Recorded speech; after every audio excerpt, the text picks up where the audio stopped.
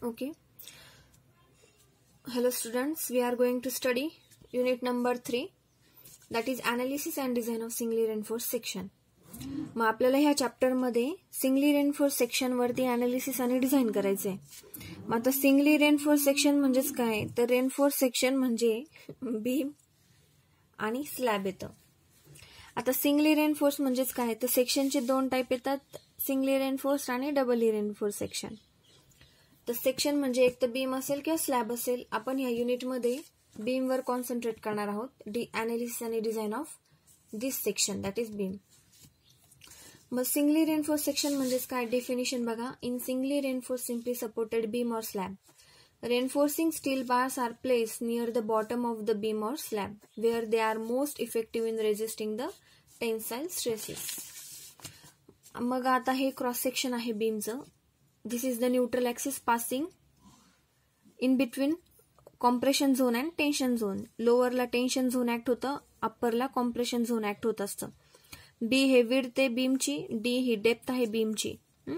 मग singly reinforce section म्हणजे काय, फक्त टेन्शन झोन मध्ये जर रेनफोर्समेंट प्रोव्हाइड केलेली असेल, मेन रेनफोर्समेंट, तर त्या सेक्शनला आपण काय म्हणतो, की त्या बीमच्या सेक्शनला आपण म्हणतो सिंगली रेनफोर्स सेक्शन.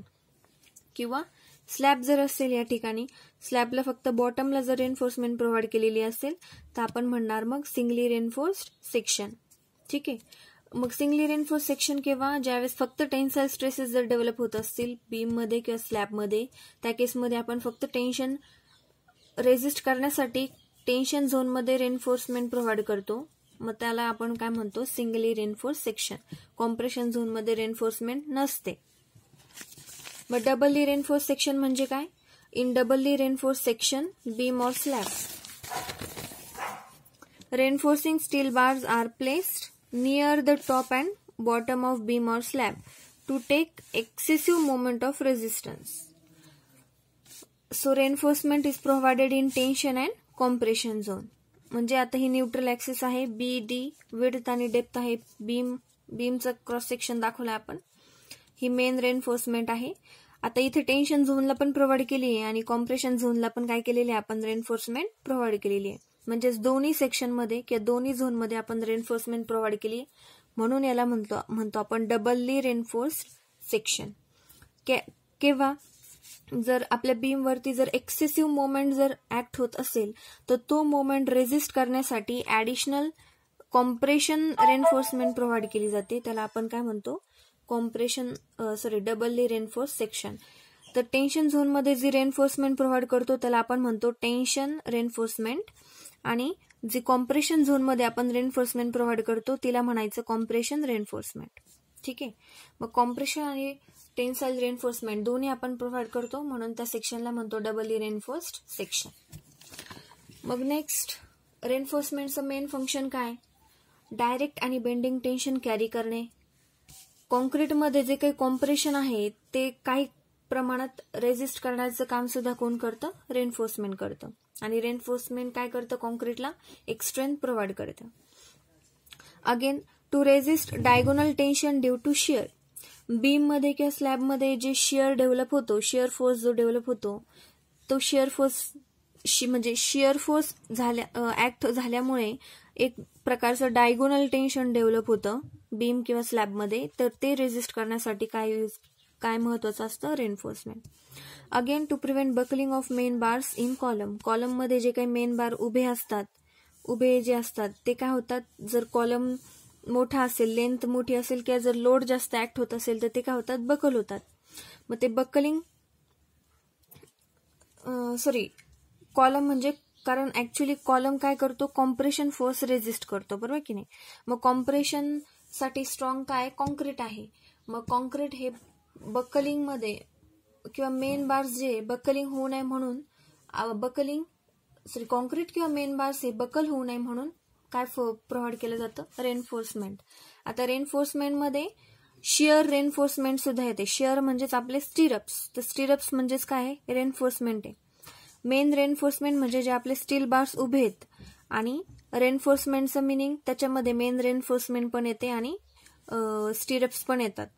मग स्टिरप्स पण काय रोल प्ले करतात, to prevent buckling of main bars. To resist spiral cracking due to torsion. Torsion म्हणजे twisting.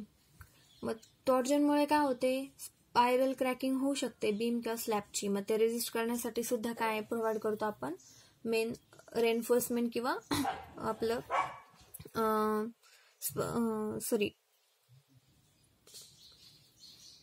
Stirrups. Okay, stirrups role काय प्ले करतात, जे काही टॉर्जनमुळे जे स्पायरल क्रॅकिंग होते तर ते रेजिस्ट करतात. आणि लास्ट वन काय, रेनफोर्समेंटचं मेन फंक्शन कॉन्सन्ट्रेटेड लोड जो काही येणार आहे तो डिस्ट्रीब्यूट करणं आणि रिड्यूस करणं टेम्परेचर आणि श्रिंकेजमुळे. ओके, कारण बिल्डिंगची जी आउटर सरफेस असतो आणि इनर सरफेस असतो त्या दोघांचं टेम्परेचर कमी जास्त असतं. मग एन्व्हायरमेंटनुसार टेम्परेचरचं व्हॅरिएशन जर आलं तर कॉन्क्रीटमध्ये श्रिंकेज डेव्हलप होतात, श्रिंकेजेसचे व्हॅरिएशन डेव्हलप होतात, स्वेलिंग श्रिंकिंग चालू असतं भिंतीमध्ये किंवा कॉलममध्ये. मग त्याच्यामुळे जे काही स्ट्रेसेस डेव्हलप होतात आणि एका ठिकाणी काही जे काही कॉन्सन्ट्रेटेड लोड्स ऍक्ट होतील, कारण टेम्परेचर व्हॅरिएशन आणि श्रिंकेजमुळे सुद्धा काय होतात, एक प्रकारचे लोड्स फोर्सेस ऍक्ट होत असतात. मग त्यांना डिस्ट्रीब्यूट करणं आणि त्यांचा इफेक्ट जो आहे तो रिड्यूस करणं हे सुद्धा कोण काम करतं, रेनफोर्समेंट काम करतं. मग आरसीसीचं ऍडव्हान्टेजेस काय आहे, सगळ्यांना माहितीच आहे. आरसीसी कशासाठी प्रोव्हाइड केली जाते.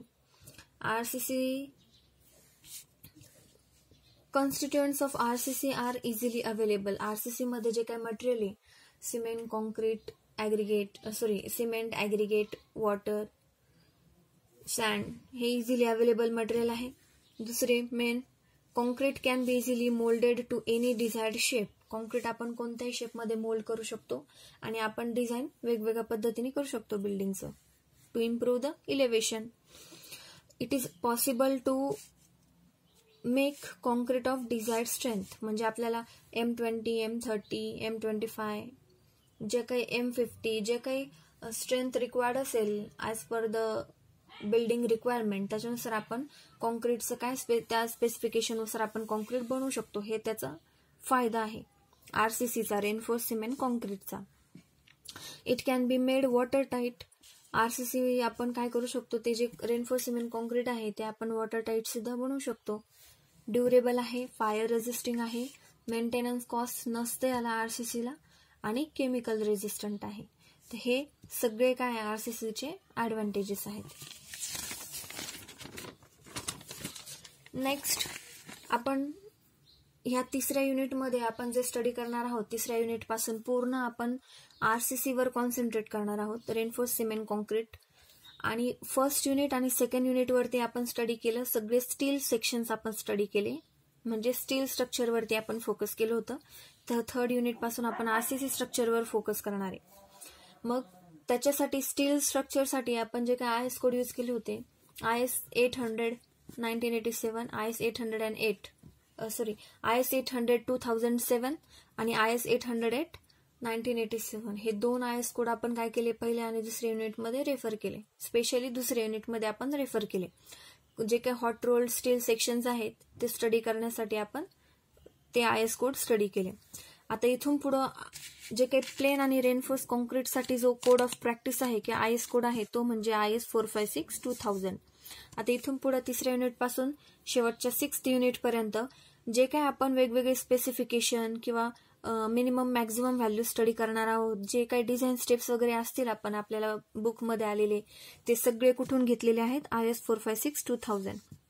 मग ज्याला डिझाईनमध्ये परफेक्शन किंवा मास्टर व्हायचंय तर त्यांनी कशामध्ये, आरसीसी मध्ये, प्लेन आणि रेनफोर्स कॉन्क्रीटमध्ये त्यांनी हा IS कोड काय पाहिजे त्याचा पूर्ण पाठ हवा. याच्यामध्ये सगळे स्पेसिफिकेशन्स दिलेले आहेत. कन्स्ट्रक्शनच्या बाबतीत जे काही रूल्स रेग्युलेशन्स आहेत ते सगळे दिलेले आहेत. म्हणजे ग्रेड ऑफ कॉन्क्रीट काय असायला पाहिजे, लोड वेगवेगळ्या प्रकारचं, त्याचे स्पेसिफिकेशन वगैरे सगळे कशामध्ये दिले, IS 456 2000 मध्ये दिले. नेक्स्ट आपल्याला टॉपिक आहे स्टील. स्टील सगळ्यांना माहिती आहे. फर्स्ट इयर आणि सेकंड इयर मध्ये तुम्ही फर्स्ट इयर मध्ये सगळं स्टडी केलेलं असणार आहे.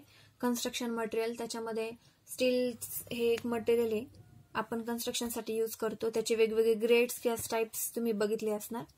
तर आपल्याला इथं स्टडीसाठी 2 महत्त्वाचे टाईप माइल्ड स्टील ग्रेड 1 आपण यूज करतो कन्स्ट्रक्शनसाठी, आणि सगळ्यातली हेवी कन्स्ट्रक्शनसाठी किंवा जनरली आता यूज केलं जातं तर ते म्हणजे कोल्ड ट्विस्टेड डिफॉर बॉम्ब्स, त्यालाच म्हणतो टॉर स्टील किंवा HYSD बार्स.